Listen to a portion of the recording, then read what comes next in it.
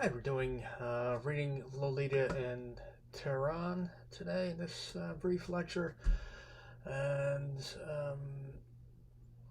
listen, from the book, by the way, reading Lolita in Tehran, which is over here. That's a very, very good book. It was a huge hit too when it came out.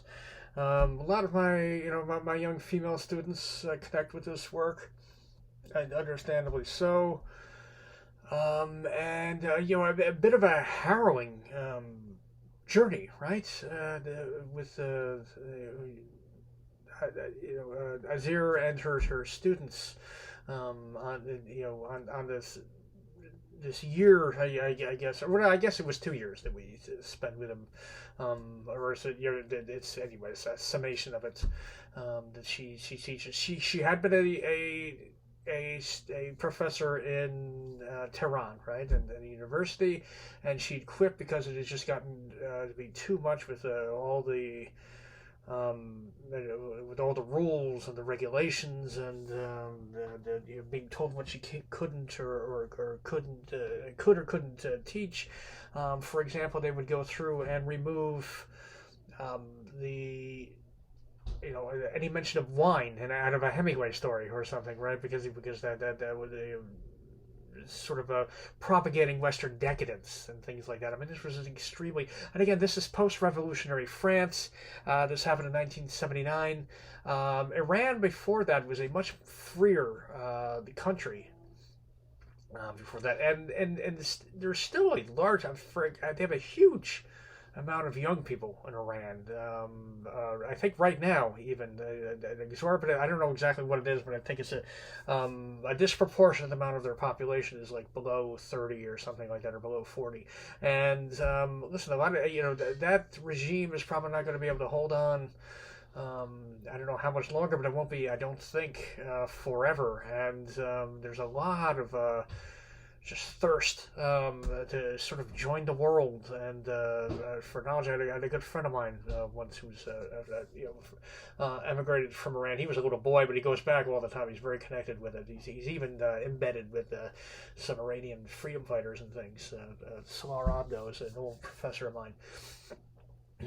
And it is a place where you have this sort of extremely, and again, this Iranian Revolution in '79 took over, and they basically make it a caliphate, which is a totalitarian state that is run by religious doctrine. And this religious doctrine is the sort of what we all, most of us probably have a good idea of this in mind, the extreme Muslim extremist sort of religion where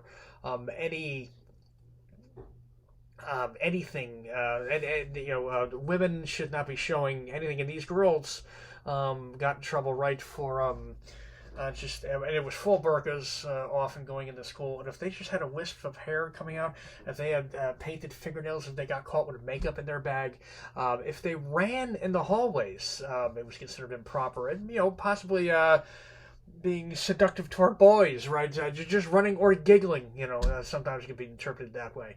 So I mean, it was kind of extraordinary, just extremely oppressive. The regime they had to live beneath, and again, I think any of us reading these should be sort of thankful. We're not, frankly, for all the, see everyone marching up, all over the place, in our country about rights, and some of which is justified, but I'm not sure all of it is, and, anyway, this is kind of the story of these women who cannot be really completely suppressed. Is I think if there's no one moral to these stories, I hope the things I'm assigning are richer than that. But I always remember hearing it was actually a separate story. It was about a guy who was writing about the Al Qaeda and the Taliban and the rise of these sort of Muslim extremist groups. I forget the journalist's name. I wish he also did. He did something on Scientology in our country. If it comes to me, I'll shout it out. But he told this amazing story. I remember about a young boy in. I think he was actually in Saudi Arabia, which can be very extreme like this too. And I guess he was with a 16-year-old boy, and a couple of women obviously kind of come down the stairs in burqas, and it was head to toe with just the eye slits, sort of burqas.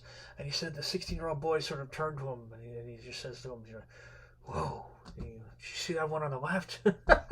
um, and as 16-year-old boys are still going to be 16-year-old boys, right? And why we can't to the thought that we can just sort of quash human desire is silly. And nor should we ever want to do such a thing as what. But yeah, it brings problems. Guys act like assholes, and then women have to put up with things they probably shouldn't. And that listen isn't always easy. I think going through that part of our youth in America for guys either. They're in this. Competition, which can just seem brutal to them, I think sometimes. But you know what? It's also that's where music comes from, and art, and that same place that your erotic drives, and the things like that. It's right out of our imagination. We get amazingly imaginative with those thoughts too, right? Most of us. So it's just a cruel and I really doesn't make it a life that's not worth living. I think to wish for that life, and you see how this place has sort of squashed all of life down into this good evil binary, which is an awful place to be. And again, when you get that, then you can start getting to things like whiffs of hair and girls giggling, being sexually imagined to be sexually provocative. So, Nafisi, she has her class. She holds a private class in her home with some students she really liked, and it's all girls. She couldn't risk having boys there, even if. Even in the privacy of her own home, it was just too risky, which again, shows you the world that we're in here. And some of the things that really sort of stood out to me reading this is I remember, that the girls all kind of burst into color, as soon as they got into, that they got that door closed behind them, got into their safe place, and off come the jackets and the burqas, and out come the colors and the hair, and maybe even a little makeup or whatever, and they all could sort of.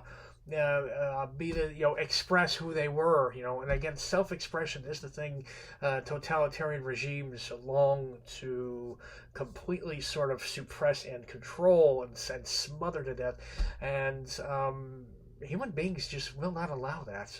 And again, you see the young girls here who have every reason to be fearful, and who are in the most oppressive regime in the world, pretty much. And even there, you see the will to push back against that and to hold their own brain, to not let them into their heads, right?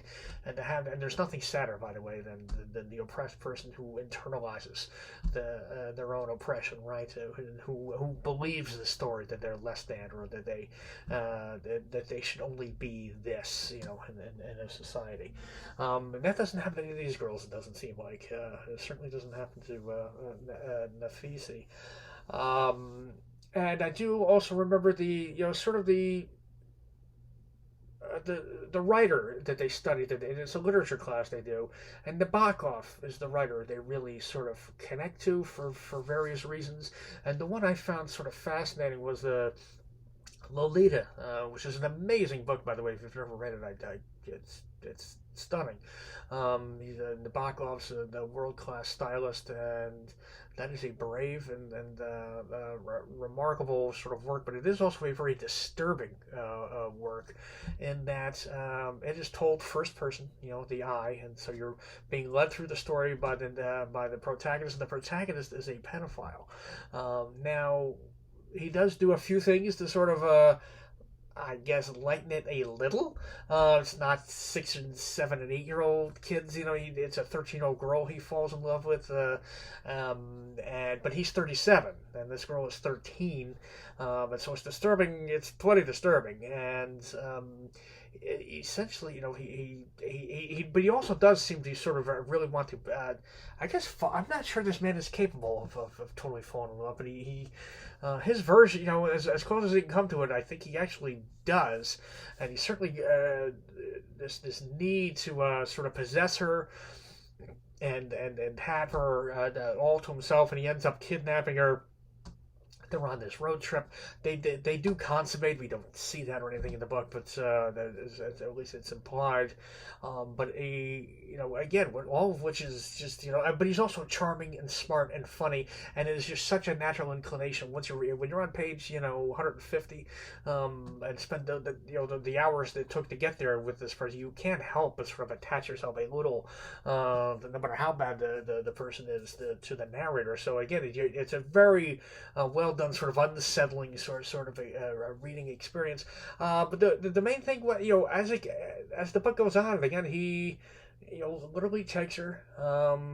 And it literally takes her whole body, right? This is a 13-year-old girl. She can't really fight back much against this 37-year-old grown man who's, I think, 6 foot plus, and is a decent sized guy. And he does take her. But the funny thing was, as the story goes on, she actually does sort of at some point fall, or at least it's implied, falls for him too, and they have what for a very brief period is kind of a relationship, or at least as much as one can be, between a 37-year-old man and a 13-year-old girl. And but then she's a 13-year-old girl, and typical of a 13-year-old girl, she gets tired of her boyfriend pretty quickly, and she's kind of had it with him. And in this wild sort of the power dynamics completely turn around, and he ends up on his knees like begging her not to leave him, and she just, oh god, she's like disgusted by him and tired of him, even though she doesn't, and at this point, and oddly, she's not like morally judging him for so much for what he did with a 13-year-old girl. She's just ready to move on from him, and has had it with him, and wants the next boy. And the banality of that was like the ultimate insult to him in some way, that he just was rejected. And then he could not only, it was impossible really for him to control this girl. And boy, you could see why the women in this society so connected, right, with that story. And I think it sort of ends a little bit with with some drawings, right, that the girls made. And we get other stories too. The marriage, marriages, whether two or not to get married. There's one sort of fierce little girl, I think was the youngest and smallest of the girls, who kind of refused right to marry. And they're in this weird thing where I think we all live in this sort of default that we all keep getting sort of freer and more rights, and the world keeps getting better. We're on this sort of, even if it's a bit uneven, this kind of general sort of upward trajectory. They've gone back. I mean, massively gone back in this country. And these girls' mothers had much freer lives than they do. And there's some reminisce about that as well. And it ends with some drawings, I think, right? And you had the one girl who drew a picture of herself nude, right, inside a balloon, and holding the talon, of some huge sort of oversized predatory bird, a hawk or a falcon or something that was sort of going off of her, and it was like her hand was literally wrapped around the talon. But again, in this wild sort of connection of the oppressor to the oppressed, and finally we got that last really sad one, right, which was an amazing story about that. That's where apparently when somebody asked where Lolita came from, and I guess Nabokov's quote was something like, the first throb of that story that kind of ran through me. He was looking through the newspaper, and he read a story about I guess it was a gorilla or an ape that had been taught. I don't know if it was the one that had been taught sign language, but anyway, this one had been taught to draw somehow. I mean, there were crude drawings, but it drew a little. And the first drawing it made was of the bars of its cage. And it's just like, man, that's quite an expression. That's sort of a chilling ending to this, to what can be an oftentimes chilling work here in reading Lolita in Tehran. And again, if any of you were touched by this, I really do recommend this book. Kind of helps to be into literature a little bit, but I don't think totally. And you can probably skim around a bit. So anyway, it's a worthy work, and that is Reading Lolita and Tehran. Thanks.